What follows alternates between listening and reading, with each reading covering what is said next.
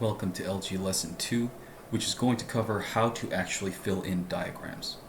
So just to make sure everybody's on the same page, last time we covered what should happen from the very first point you lay eyes on a game up to just before starting work on the first question. So this lesson will pick up where we left off last time. So when it comes to doing questions without deductions, how do we actually manage to fill in diagrams efficiently to confirm answer selections? In most games, the first question does not actually require any diagramming on your part. I was considering skipping this, but just for the sake of not skipping too much work and leaving you to your own devices, I will go through this one with you guys here. So what's happening here on the June 2000 exam, question 11, is fairly typical for most games. The very first question, which is 11, will be that very same rule checker type question. I find the most efficient procedure is to start with rule 0 and to see if any of the answer choices can be eliminated based on that alone. Next, I make any eliminations I can, then I move on to rule 1, repeat the process, move to rule 2, and I keep going until the rules are done. Eventually, you will end up with only one answer choice that survives the rule check, and that will be the one you pick. If you already know how to do these questions, they are admittedly pretty basic. No need to watch this portion. So let's get right into question 11 here. Here is the list of rules I translated from the last lesson just for reference. If you don't happen to have the list or you didn't catch that lesson, this is how I translated all the rules visually. And again, visual translation of the rules, all that means is that I take the text of the rule, figure out what it means, and then make sure that the data from the rule is visually represented in my list here in a way that more or less reflects how it would appear in my overall diagram. So just running through the list real quick. Rule 0, every destination shows up at least once. Rule number 1, J can't be in slot 4. Rule number 2, T is always in slot 7. Rule number 3, there are exactly 2 M's and they have a sort of MGM configuration. There has to be at least one G that appears between those 2 M's. Rule 4, anytime we slot a J someplace, that requires us to put G immediately in front of it. And Rule 5 is kind of a broader catch-all situation. There are no consecutive destinations, so we can't have M next to each other, G next to each other, that sort of stuff. So when it comes to question 11, we're just going to start right up with Rule 0, which tells us, again, everything shows up at least once. This rule doesn't get rid of any answers, which is fairly typical of the Rule 0 of most games, but don't discount it. If you did come up with Rule 0, it's always worth checking because there was a very good chance that they easily could have just put in an answer choice where they do not represent all 4 destinations once. Let's say they're missing G or they're missing T, something like that. That's entirely possible. They could have done that. So if you have a Rule 0, never hesitate to check that first. Moving right along the list, Rule 1, J is not in slot 4. This happens to get rid of D, which lists J in slot 4. Easy enough. So we get rid of D and we move on. Next, we try Rule 2, which tells us that T is always going to be in slot 7. And this happens to get rid of E, which does not list T in the mandatory slot 7. Next, we hit Rule 3, which tells us that there have to be exactly 2 M's in our diagram, and between those 2 M's, at least one G has to make an appearance. This gets rid of B, which has the 2 M's, but fails to slot a G between them. Next, we hit Rule 4, which is the one that tells us anytime we drop a J in any slot, we do have to put a G directly in front of it, and this rule gets rid of choice C, which lists J in the first slot, which means that there isn't a G directly to its left. Obviously, being in the first slot means that there's nothing ahead of you, there's no room to put G in front of it, and of course they did not put a G in front of it. That violates Rule 4 in all manner of ways. And that actually means we're done. We don't even need to check Rule 5, as Rules 1 through 4 got rid of B, C, D, and E, leaving only A to be eligible to be our answer. So again, as long as you're methodical and you're checking all the rules, every single rule checker question will end up like this. I have come across a situation where I've run through all the rules and I didn't eliminate all 4 and I was left with no more than 2 remaining answer choices. That's almost always an indication that you've missed something. At least that's how it's been for me. Usually it also means in turn that not only did I miss something, that something happened to be a Rule 0. So that's why I advise you to look for a Rule 0 when you're doing your intro setup. And once you have one, never hesitate to put that at the top of your rule list and use it as part of your elimination. Okay, so the rule checker that we just went through, question 11, didn't really have us filling in diagrams, and that's fine because those types of questions really don't need us to. No point in doing extra work that is uncalled for. It adds, at least for rule checker questions, literally zero value to your time and your efforts. So we haven't had a chance to discuss it, but now finally we'll get to the core content of this lesson, how to fill in diagrams. We'll start with the basic principle of filling in a diagram, which is insert entities in such a manner that leaves you the most room to succeed. So it's important enough that I'll repeat it. Insert entities in a manner that leaves you the most room to succeed. And we'll get into what exactly that means and how that works out in the following slides. So by way of demonstration, for instance, if you are attempting to place entity X into a 6-slot ordering diagram, and rule number 1 is that the entity Y appears somewhere to the left of X, but rule 2 places the entity Z in slot 5, then the consequence of putting all that together is going to be something like your preference will be to try placing X as far to the right as possible in your diagram so as to give you the most room to successfully place the entity Y to its left later on. So again, that's kind of the most basic hypothetical example that I can think of giving yourself room to succeed. We've got X, we've got to put it somewhere, and then we have to put Y to its left somewhere, which is what rule 1 tells us. And so if we're trying to put X in there as part of filling in a diagram, our preference is going to be to push it as far to the right as we can so that we have more room to drop Y safely. So visually, the process would look something like this. We'd start with our base diagram, which is just 6 blank slots in this hypothetical example game that I'm kind of throwing out here. The next thing we do is account for rule 2, which is a lot like rule 2 from the game that we will be doing together shortly, the June 2007 exam, the one with the cruise lines that we've been working on. So rule 2 for this hypothetical game is very similar. It places Z permanently in slot 5. That's easy enough to do. We would just throw that into our base diagram right here, like so. And finally, we get to the point where we are actually attempting to throw X into our diagram for various purposes. It could be that we're testing answer choice. It could be that a question tells us that X is, in some region of the diagram. Whatever it is, the hypothetical is that we are just trying to place X. How do we actually start that process of testing out places X goes? Well, this would be the order of preference here.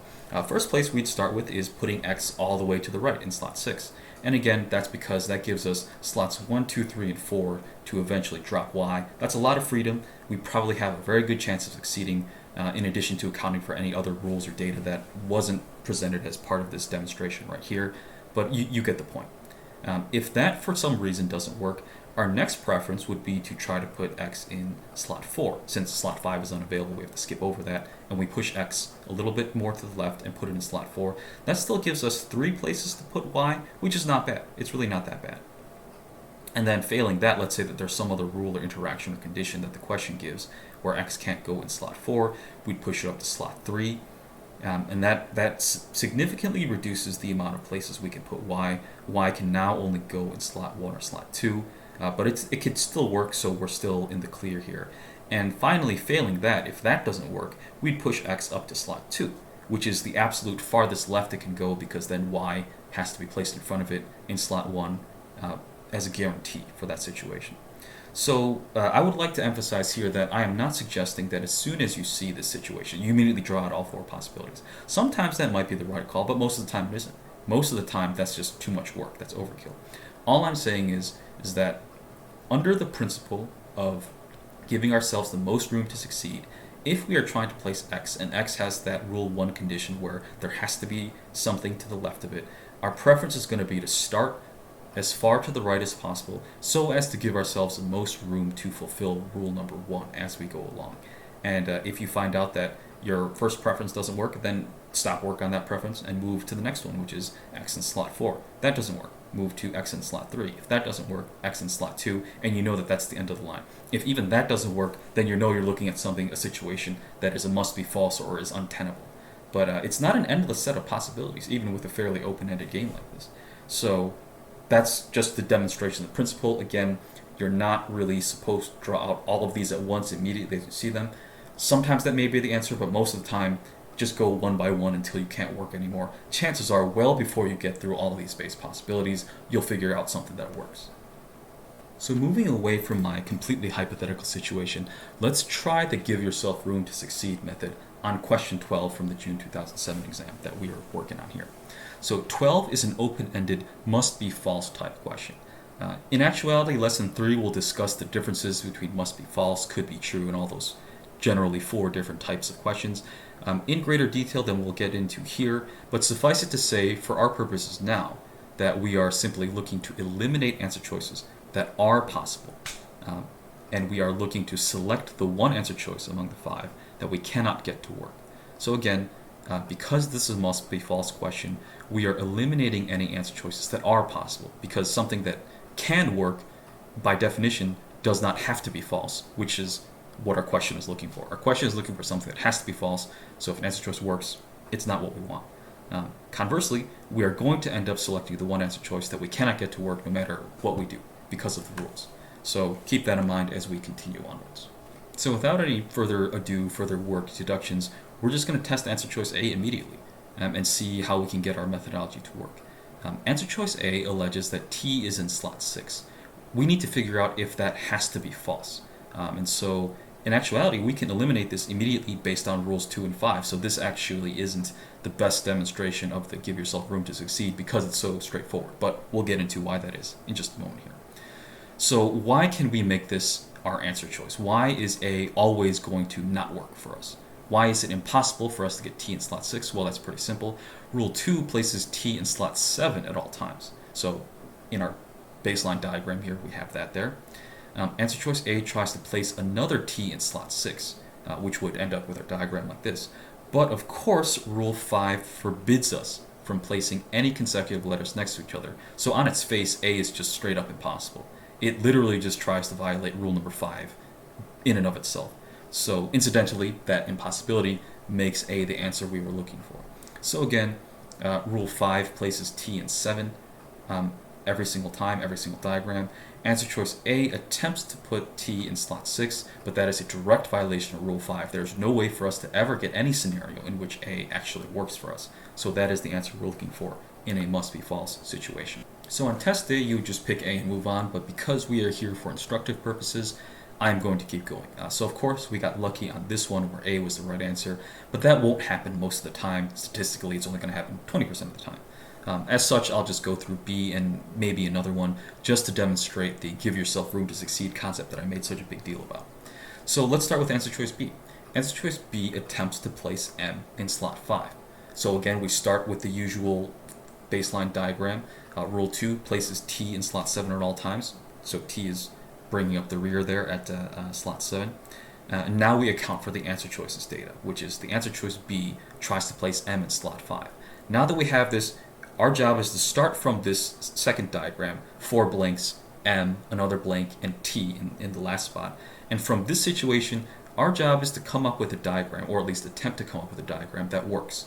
If we can come up with a diagram that works from this foundational starting point, what we have just proven is that B could be true, which is kind of the opposite of something that must be false. So if we can succeed in filling in a diagram based on this fundamental setup here, that just tells us we get to eliminate B from the running on this particular question.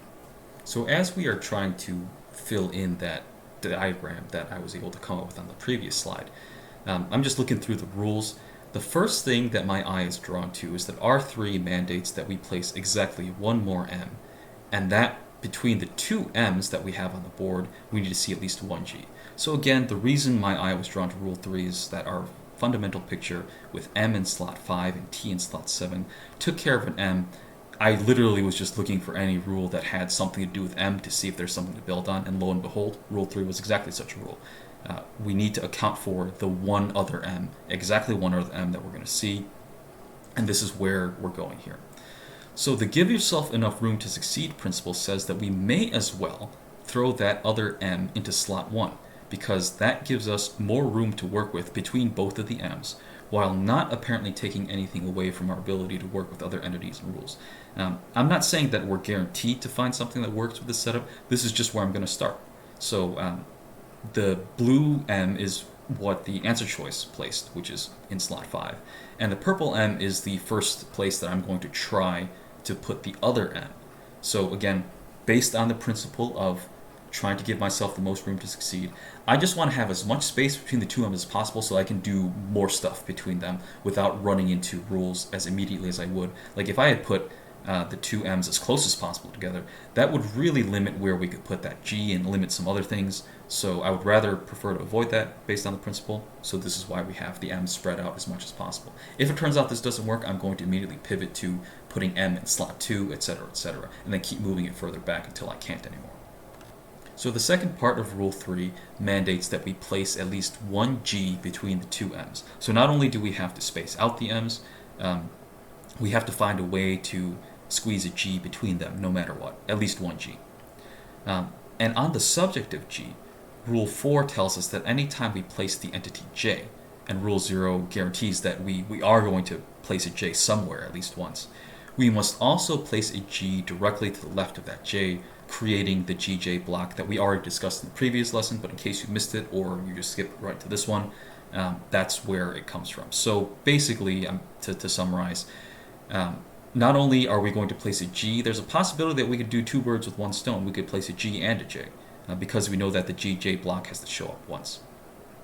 And kind of continuing the trend of looking at the next rule based on what the previous little bit of work that we did mentioned, which entities were mentioned. On the subject of j, while we're talking about j, why not look at Rule 1? That tells us that j is forbidden from being in slot 4.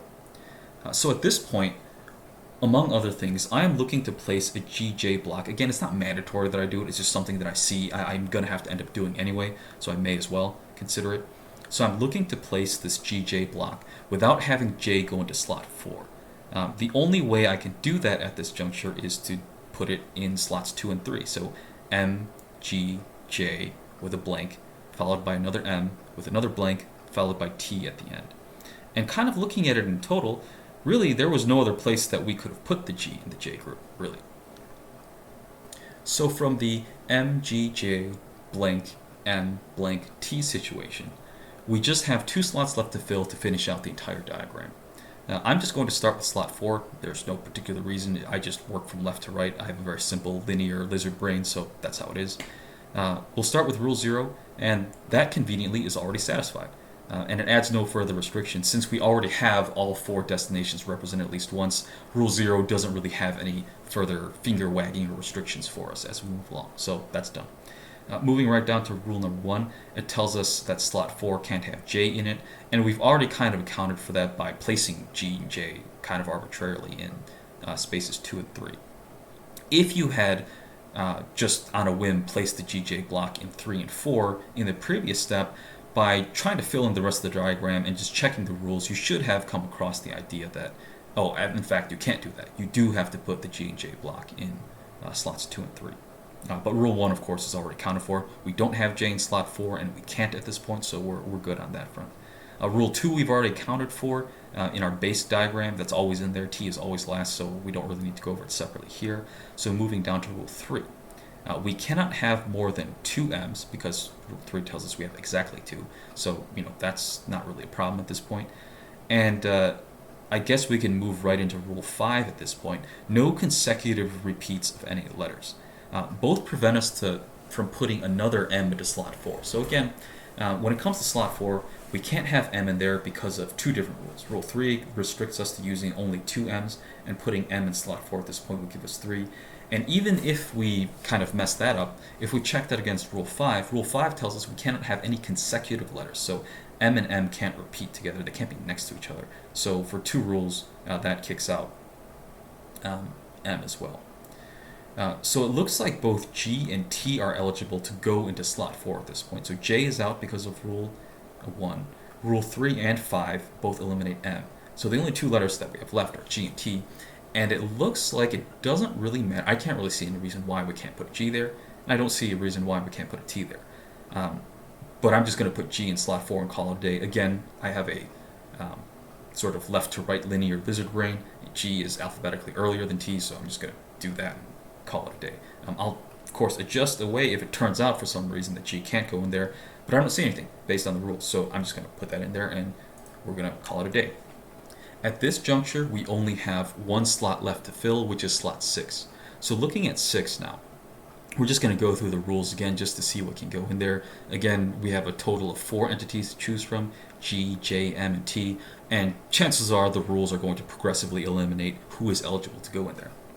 So again, rule 0 is already satisfied because we have represented G, J, M, and T at least once in our diagram at this point, so rule 0 has nothing further to add for us. Rule 1 is the same. It adds no further restriction because we've already accounted for it. There's not really anything further to say on that front. Yeah, just to check real quick, J is not in slot 4, and we have G in slot 4, so yeah, there's nothing else to say.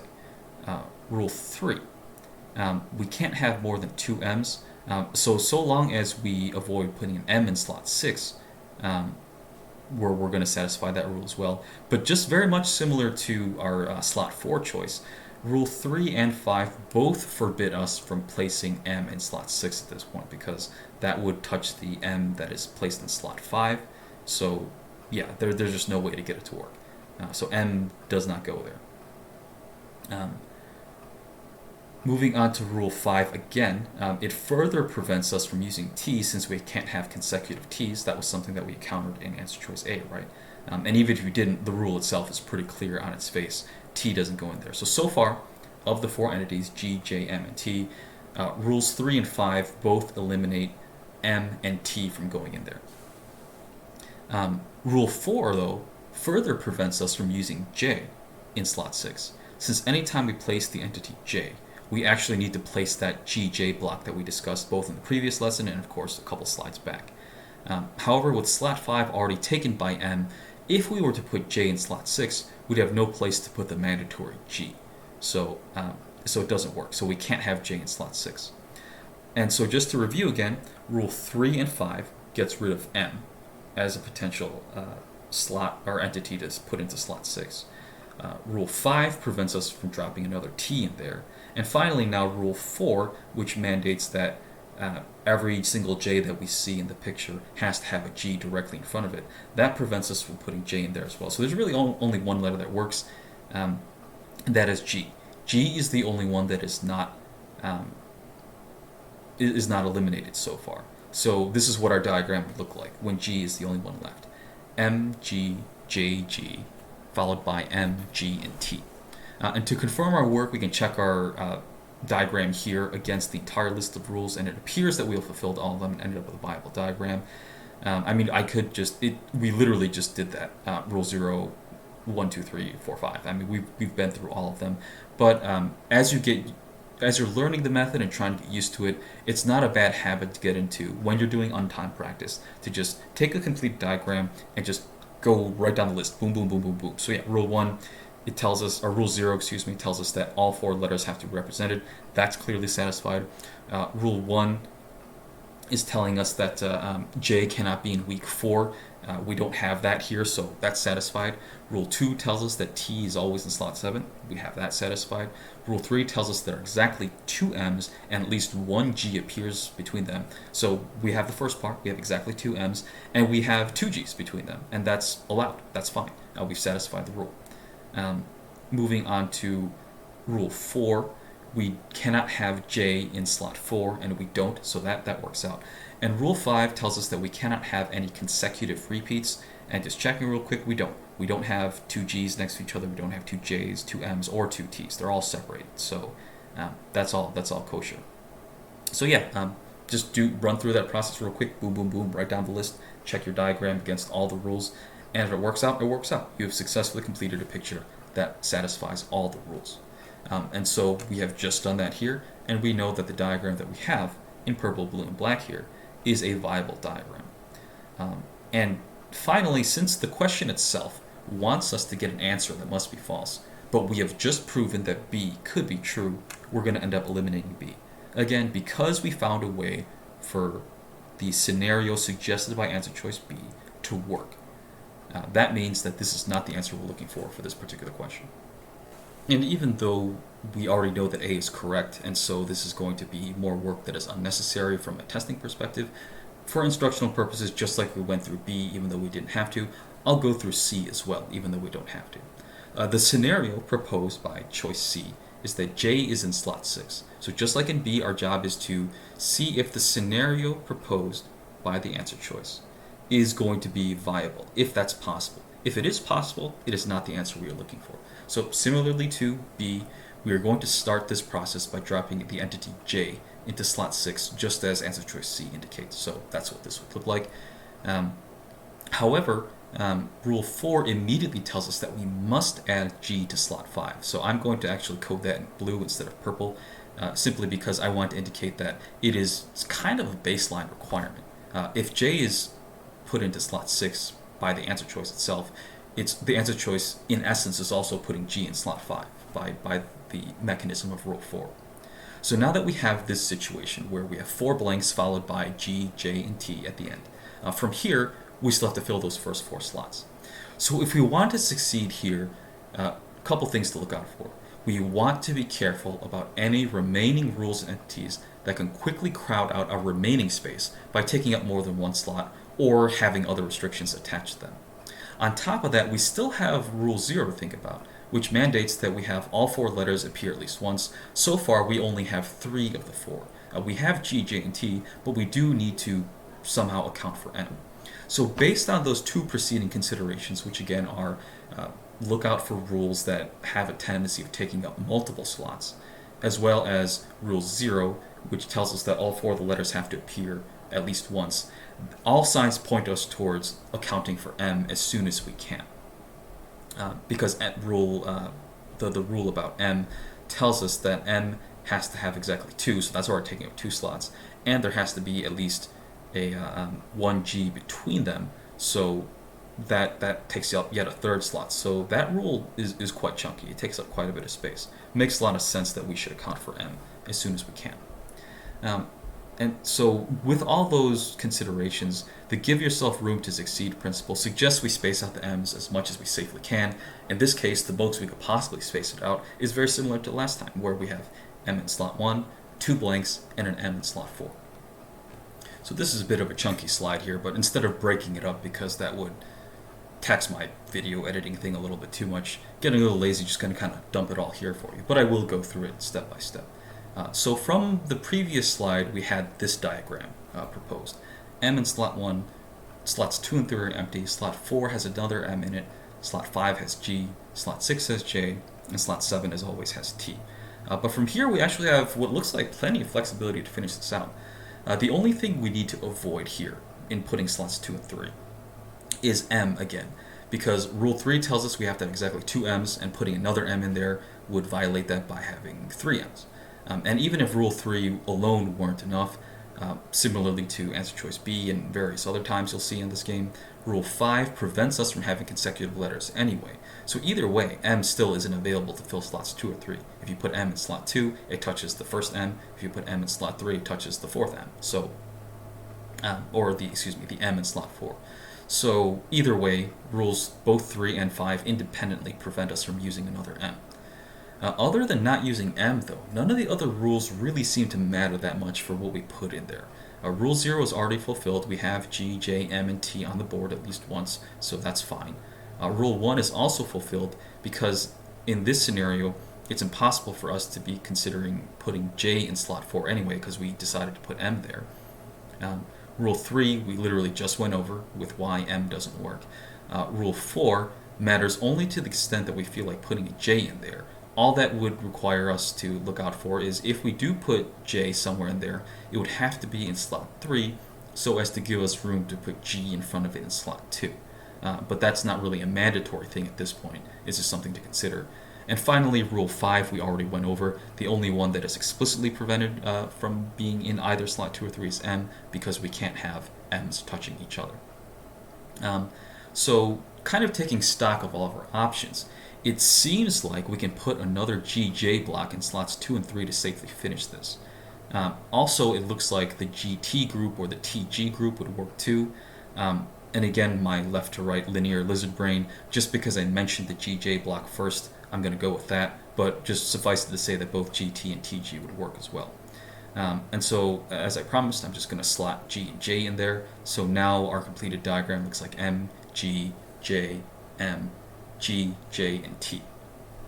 I'm not going to do a full rule check, of this diagram on the video here, like I did for answer choice B, but it works. You can confirm on your own, and if for some reason you're doing it on your own and can't confirm, email me, let me know, and I'll try to walk you through it. But suffice it to say, it passes all the rules.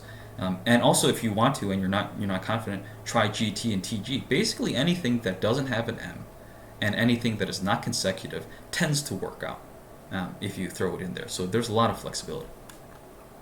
At this point, I think it's enough demonstration. I am not going to do D and E like I did B and C, but they play out quite similarly.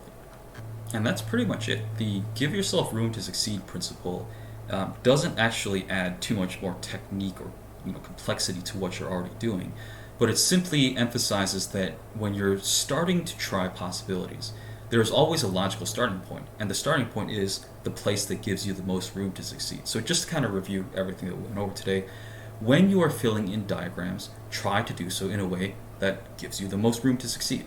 And in order to be able to pull that off, you need to focus on translating and understanding all the rules individually, and being comfortable with a merely vague sense of how the rules and entities interact, instead of having everything mapped out ahead of time, deduction style. You don't need to do that. We had no deductions. Obviously, this game is just not deduction heavy in general, but yeah, this is, I think, a good demonstration of what we're looking at here. We just kind of went in more or less blind to each answer choice that we tried today, and we just tried to apply the rules, and lo and behold, the rules told us everything that we needed. And any sort of time that a deduction might have saved you is really lost, because the time that you spend trying to get them, usually for most people, outweighs the time it would take to just move right into the questions and let the rules do all the work for you. So that's where the benefits of the low deduction approach and the most room to succeed methodology is kind of a double whammy there. And finally, just before we kind of close the book on this chapter here, a note on why we are looking to succeed rather than proving something doesn't work by failing. Lesson 3 gets into this in greater detail, so I won't really get into it here too deeply. But basically, if you are consistently looking for ways to make diagrams succeed, that can still be used to prove that something doesn't work by failing. And we kind of saw that happen in answer choice A, right? We actually didn't even need to try to succeed. All we did was try to do what the answer choice told us to do in a way that is consistent with the rules, and immediately we ran into a wall. It was just not possible. Granted, not every situation is going to be quite as straightforward as answer choice A was for question 12, where it was like the very first thing that we always do is put T in slot 7, and then A had the audacity to try to throw T in slot 6, so that was just on its face immediately, no further work required, wrong. But so long as our goal is consistent in terms of completing a picture, when something isn't completable, that alone is going to be enough to demonstrate to you that that's the answer choice. So you don't have to come up with a whole separate procedure for disproving something. Again, lesson 3 gets into a little bit more detail about why it's difficult to prove that something must be true or must be false on its face. So we kind of have to do the mirror image of the task that is presented to us in the questions then. But again, that's a subject for lesson 3. No real room for it here. And as always, again, we have come to the part where I must pander shamelessly to the algorithm. So thank you for watching if you made it this far. Like and subscribe, that helps the channel, helps me gauge whether or not this effort is worth doing. So yeah, you can talk to me directly if you're curious as to why I'm doing this and why I'm giving away what I teach students essentially for free on the channel. But that's a sort of businessy discussion that we can have, not really a good place for it in this particular video. But yeah, all the feedback, likes, and comments all helps with the algorithm, and it also helps me as a creator. I'm brand new to this stuff. I already know that some things are not quite right, editing and links and whatnot, but we'll get to those. I'll try to iron those out as time goes along. But yeah, let me know how things are going. And if you do have any particular concerns, of course, feel free to just leave a question or a criticism in the comments. But it's probably going to be more efficient for the both of us if you just shoot me an email at the email address listed here. That is also the one that I use to receive tutoring inquiries, so it's a good way to get hold of me. But yeah, if you have any particular questions, if something that I said wasn't clear, or something about something else just doesn't make sense, let me know and we can talk it out. And finally, if you do need practice material and you're kind of building up your library of materials, I personally recommend using only the official LSAT materials. And again, this is not a knock on all the other test prep materials out there. I'm simply completely unaware of them. I did used to teach Kaplan way back in the day for a few years. That was kind of how I got my start in this whole business. But they've changed, they've added stuff, and I haven't kept up with it ever since I stopped working for them and kind of struck out on my own. So yeah, I really have no familiarity. I'm not saying the other methods are bad or that they're even wrong. But in my experience, just the official materials, there's no fluff. You know you have exactly what it is. You're also missing some advantages like question banks and whatnot, but I do believe the online practice login thing that the LSAC has might actually cover you on that front as well. But yeah, use one of the affiliate links that I have in the pinned comment. That helps the channel, helps me continue doing this. So yeah. All right, I'll see you in the next one.